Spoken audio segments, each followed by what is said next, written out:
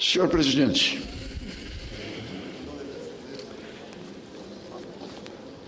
por um homem que nem eu, que faço vida pública desde criança,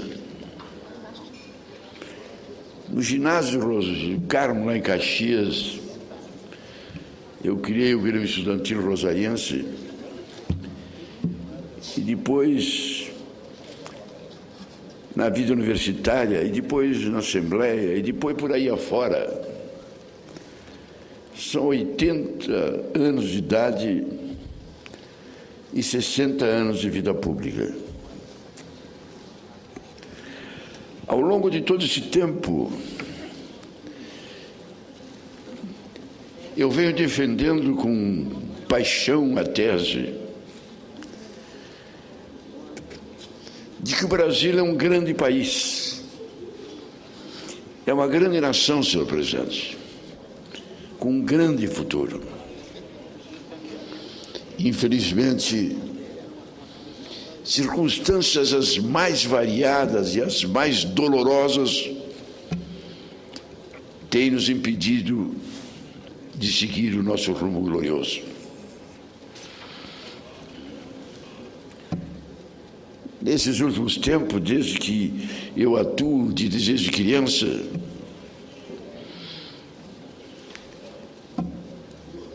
foi a tentativa de golpe, o suicídio de Getúlio, foi a tentativa de impedir que o Juscelino assumisse, foi a vitória meio amalucada de Jânio Quadros e a sua renúncia, que até hoje ninguém sabe por quê. Foi a derrubada do Jango. Foram os 20 e tantos anos de ditadura.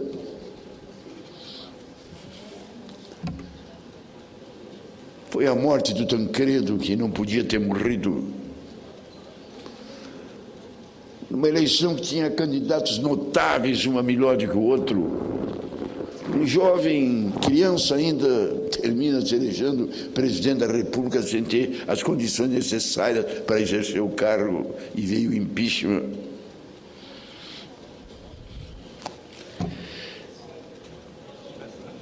Democracia. O Fernando Henrique, com alguns equívocos graves e sérios que ele fez, como a privatização da Vale, inclusive no campo da ética e da moral. A Vale foi vendida por 3 bilhões de dólares, dinheiro dado pelo Banco do BNDES.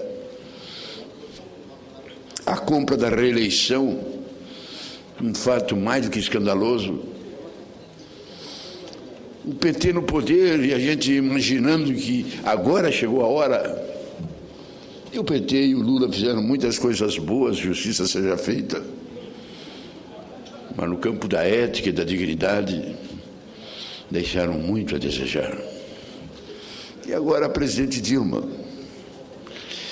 tentando avançar.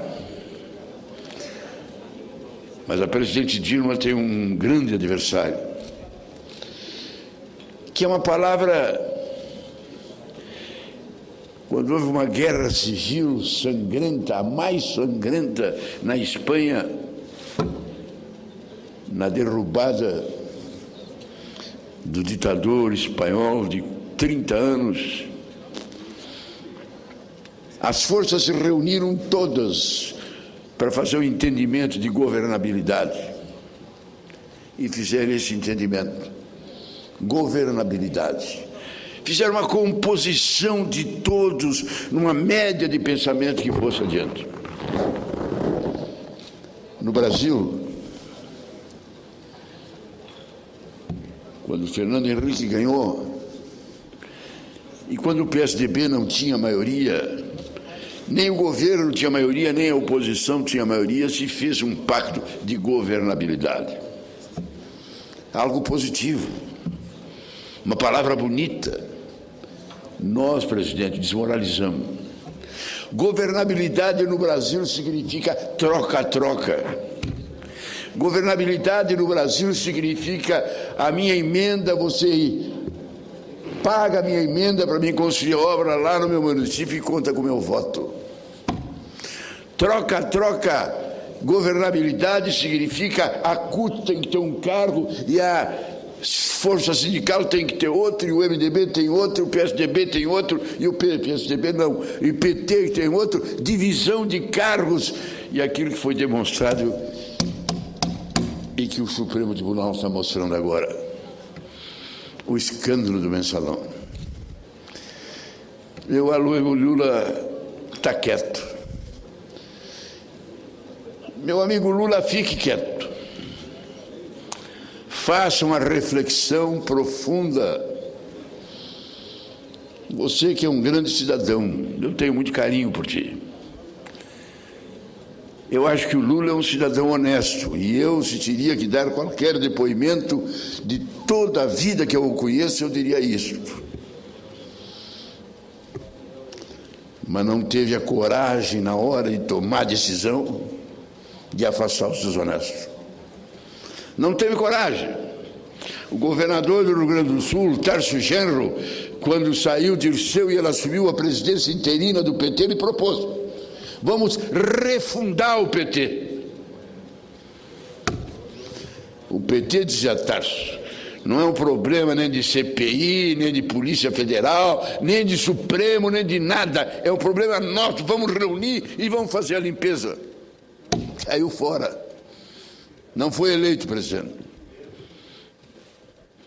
E o Lula, que primeiro pediu desculpa à nação, terminou dizendo que o mensalão não existia. Hoje é um dia que o Lula deve ficar recolhido. Fica recolhido, Lula. Não fala nada.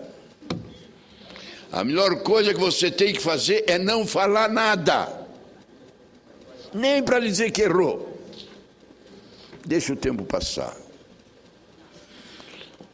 Mas ontem, meu amigo Requiem, eu acho que até você, ontem nós lavamos a alma. A decisão do Supremo foi realmente algo de fantástico. Inédito na história do Brasil. O Supremo desmoralizado, manchetes, ridicularizado, entrevista aqui e lá, e o Lula falando com o ministro, e não sei mais o quê, e não sei mais o quê. Ninguém acreditava nada. E um projeto praticamente quase impossível. Nunca aconteceu um caso semelhante, 37 julgamentos juntos ali. Como vamos fazer, como não vamos fazer? E os ministros do Supremo tiveram a genialidade de encontrar a forma. E encontraram. E encontraram a forma. O procurador-geral, às suas 5 horas, meu amigo Suplicy, que eu assisti, no meu quarto fechado, estava todo mundo proibido de bater na porta, e de noite repetiram e eu assisti a repetição. Foi uma obra fantástica, de competência e de seriedade. E esse relator, o doutor Barbosa, vai ficar na história.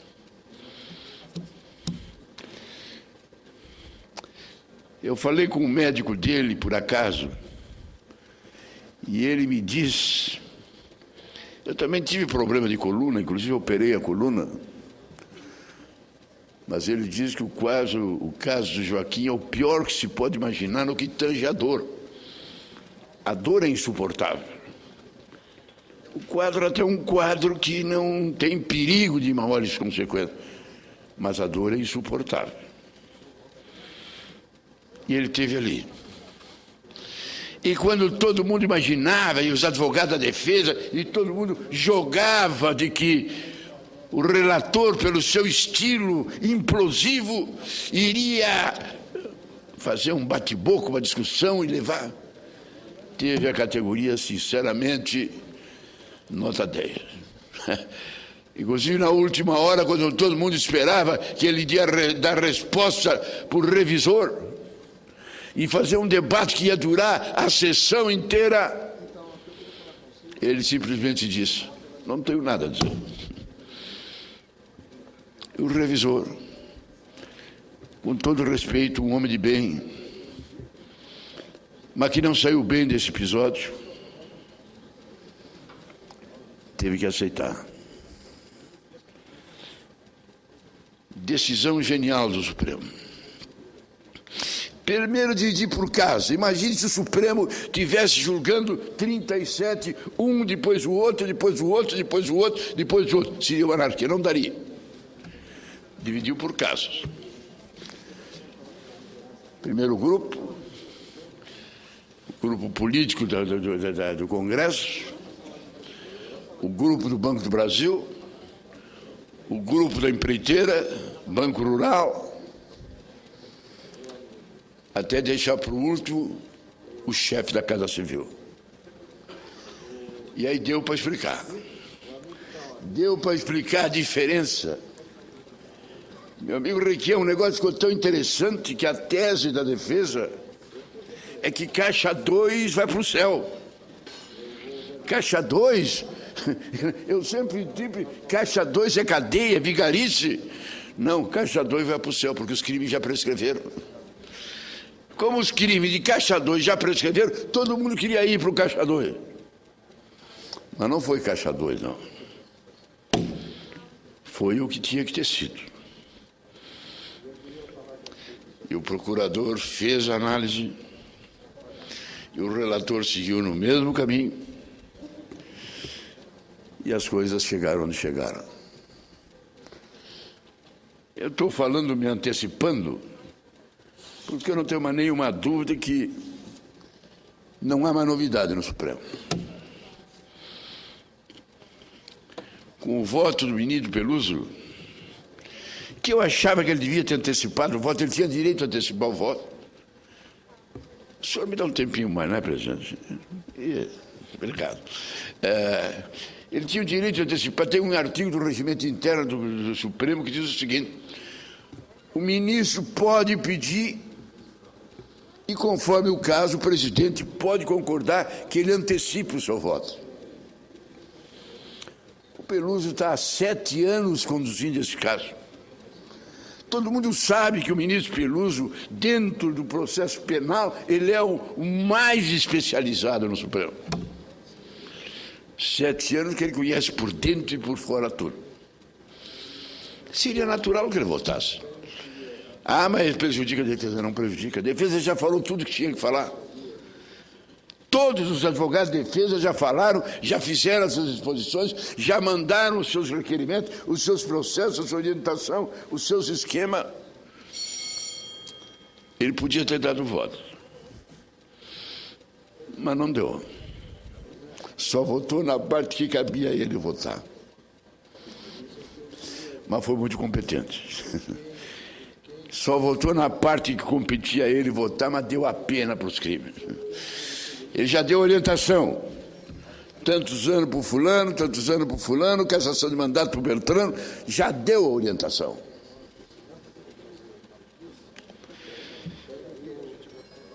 E como diz a querida ministra Carmen Lúcia, o Brasil mudou.